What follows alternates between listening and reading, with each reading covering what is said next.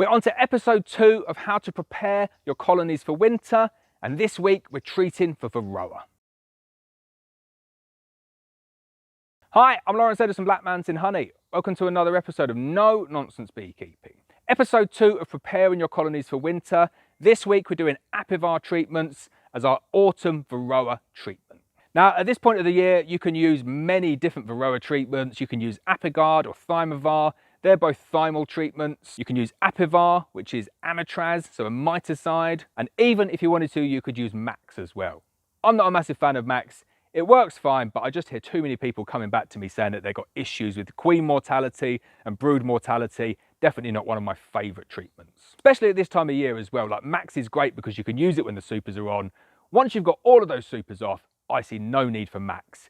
Especially when you're condensing the colonies down so much like that. You can get yourself into real trouble using Max at this time of the year with congested colonies. Now, last week we took off all of the supers. We congested all of the bees down into a single brood box. We placed an upturned feeder on there to give the bees additional space, and we added a single block of fondant just to tide the bees over until we move into syrup feeding. Now, all of these activities, these aren't weekly videos. These can happen on day 1, on day 2 and day 3. And the beauty of treating with Apivar is that you can feed at the same time. This is why I really am a massive fan of Apivar. There are issues surrounding effectiveness and resistance against it, but for the time being, my bees still respond really, really well to Apivar. So for the foreseeable future, that's what I'll continue to use as my late summer, autumn treatment. So we've got the colony down, we've condensed it into that single box, we've got some fondant on to make sure that they've got suitable amount of food just to keep them going. And now episode 2, we're going to put the Apivar strips in. Now Apivar strips, done plenty of videos on these.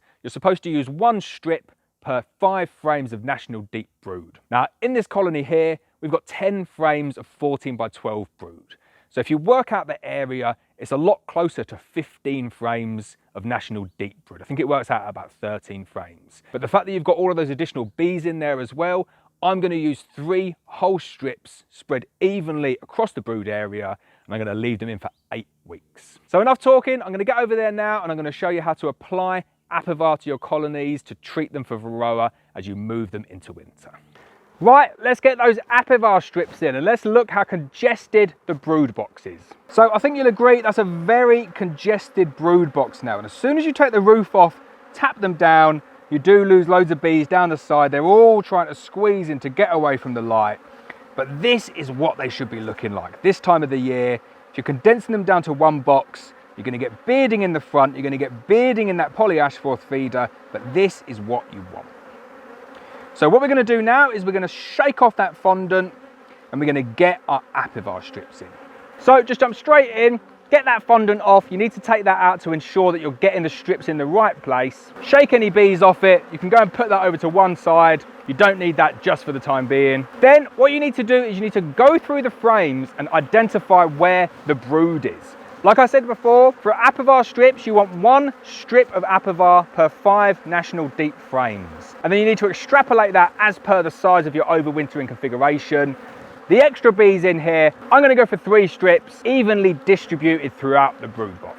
So here's my colony now. I've got 3 Apivar strips in there, spread evenly in between frames 2 and 3, frames 4 and 5, and frames 6 and 7. They're spread evenly, and as you can see, just look how many bees are in that box. They're not all going to fit in that box. We're going to get bearding outside the front, but again, just trust the process. This works really, really well. The colony is naturally contracting now, and it's going to make the Apivar treatment really effective by having all of the bees in that brood box.